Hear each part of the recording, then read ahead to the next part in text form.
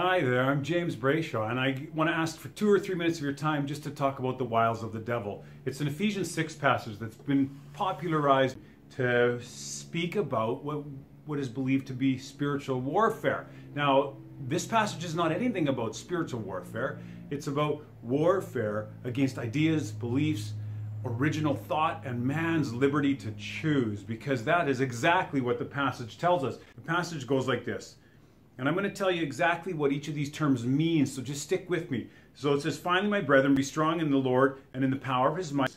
Put on the whole armor of God, that you might be able to stand against the wiles of the devil. For we wrestle not against flesh and blood, but against principalities, against powers, against the rulers of darkness of this world, and against the spiritual wickedness in high places. So the terms there often are said to refer to supernatural elements related to a supernatural cosmic Satan, but the fact is that's not the case. Now, one quick note on wrestling against flesh and blood. If you could just imagine for a second, if all the women of the world who are underpaid because of the wage disparity, where they are said to have gained only 79 to 83 cents on every dollar compared to their male counterparts, if they were to mount up and go take their clubs and battle against the flesh and blood males who are making more than them, would that be a battle against flesh and blood? Indeed it would, but their battle is not against the flesh and blood. What those individuals would need to do to get wage parity would be to battle against the system, the policies, the hierarchies, the patriarchies, the history of wage disparity. They're not battling against flesh and blood. So keep that in mind. We can't be battling against flesh and blood when we're talking about spiritual things in Ephesus. Because when Paul was in Ephesus, remember that he was very tuned into a broad array of diverse religious beliefs. There were all types of cultic activity going on, and these things were continually influencing the believers in the God of Israel. So the battle was not against the flesh and blood human. What did we wrestle against, though?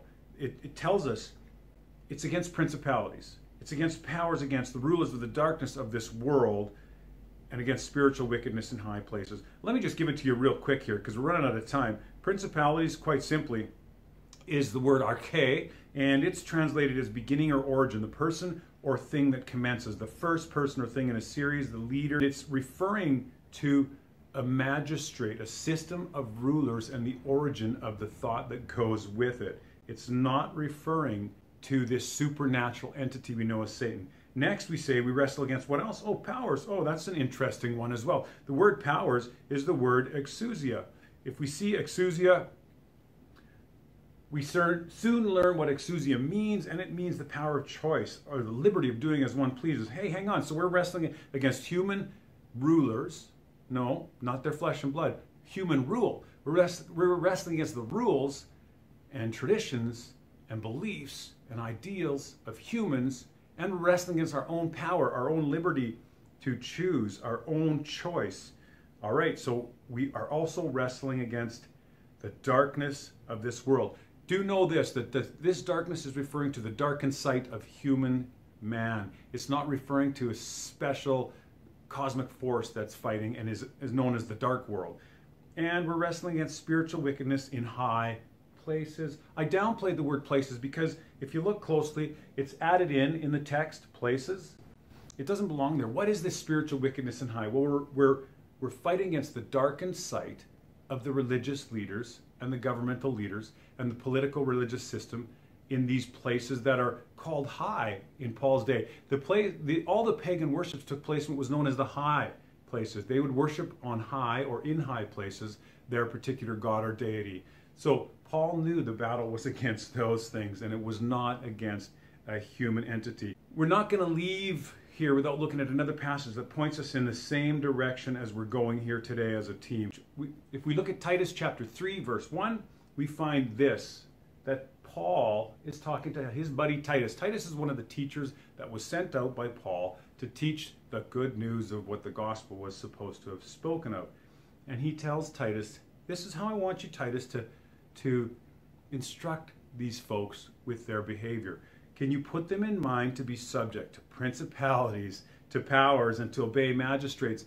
Do you believe that? We just read that our battle is against principalities and powers.